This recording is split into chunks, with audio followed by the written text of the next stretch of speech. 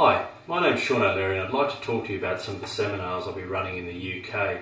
I'd like you to consider 3 patients who may walk into your clinic. One of them has their main problem when they look down at a desktop for any prolonged periods of time.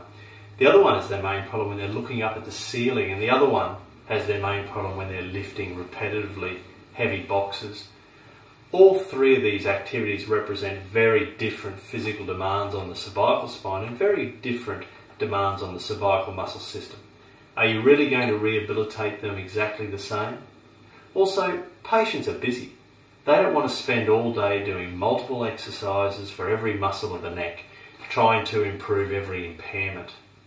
How are you going to focus and prioritise your exercise prescription for specific patients? And probably more importantly, how are you going to determine if exercise really needs to be part of a certain individual's rehabilitation program? Additionally, some patients respond very well to exercise and some don't.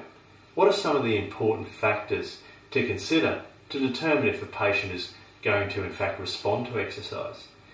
I'd like to talk to you about these factors and many more in relation to the management of neck pain.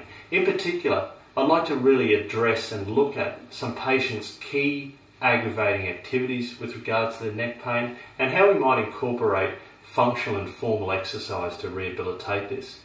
I'd also like to have a very close look at the anterior and posterior elements of the cervical muscle system and the axioscapular and thoracic components of the cervical spine, and how we may incorporate all of these together with other interventions such as manual therapy to manage some of these problematic cervical spine disorders. I really look forward to seeing you.